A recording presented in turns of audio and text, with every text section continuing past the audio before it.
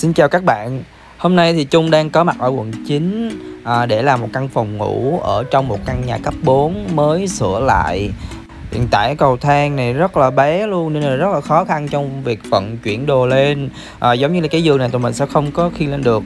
May là nó có một cái đường kẽ hở giữa hai cái cầu thang và vách tường nên là mình sẽ nhét cái pallet này vào trong này và kéo lên. Nói chung rất là cực luôn các bạn. Các bạn cùng theo dõi video này và nhớ là hãy comment ở bên dưới để góp ý cho Trung và cho Trung một ít kinh nghiệm để tụi mình có thể là hoàn thiện team trong tương lai hơn nha các bạn. Đây là tình trạng ban đầu căn phòng, thì căn phòng này thì cũng mới sửa và mới sơn lại theo như mong muốn của chủ nhà. Thì người ta không có muốn dán tường và cũng không muốn sơn, cũng không có muốn làm sàn nhà, và họ chỉ muốn mình set up đồ thôi.